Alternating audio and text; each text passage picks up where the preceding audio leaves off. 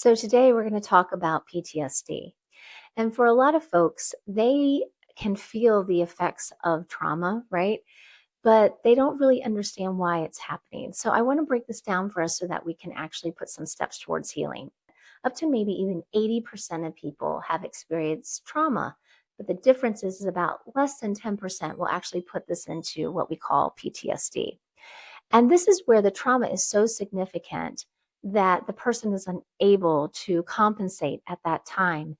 And so it's like the body is trying to revisit that to then clear that trauma. And so sometimes it can really feel as though the body is torturing you, but it's actually trying to go back and try to resolve that.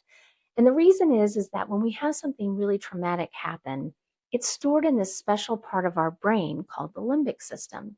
The limbic system is sort of like the integrator. It's basically where you can have like your sense coming in, so smell, even taste, and even the wiring of, hey, is this dangerous or is this safe? And so this integrative center of the limbic brain really stores those memories of trauma. And if we can get in there, then we can make a big difference. When the brain then has recognized, hey, this was a significant trauma, this is PTSD, we better keep running from the bear. We have to sort of intercept that and actually do specific healing to help that program not keep taking over. So there are a number of ways that we can do this. We can do this certain types of breathing that resets what we call our brain waves.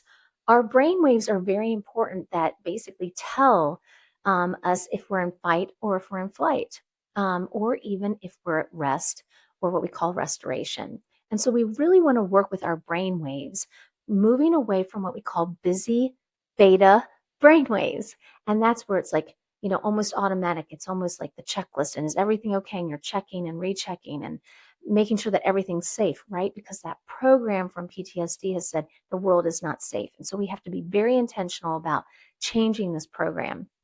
And so if we can change those beta brainwaves and spend more time in something called alpha brainwaves in our waking state, we can make huge differences in the way in which our body engages with other stimuli. Because again, our body and our mind are constantly integrating information, thousands of pieces of information to say, hey, this might happen again, or hey, you don't want something as bad as that to happen, or maybe worse, or hey, actually it's safe. And so we need to help to be very intentional about moving that body back into balance, meaning into those alpha brain waves. So the reason that this is so important with PTSD is that it doesn't just affect the brain, it's affecting everything because of that limbic system, because that's where we make these special proteins, and even it helps us make these hormones that basically tell us if we're safe or if we need to be running from the bear, right? And so this can affect including things like fertility and our sleep and our mood and even our weight, our libido.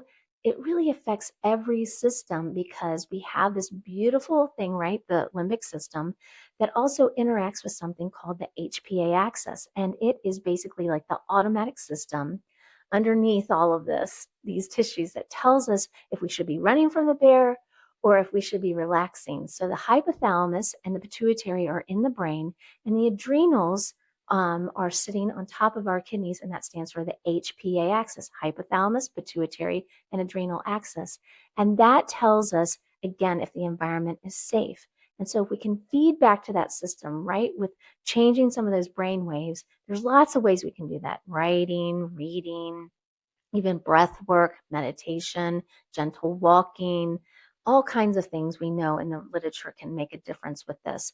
And so I just wanted to share, again, we all have heard of PTSD, and the reason that people feel things so strongly is because it has affected the limbic system and the HPA axis that is constantly feeding back to tell us if it's safe enough to hang out and maybe sit with me, or if we need to be running from the bear.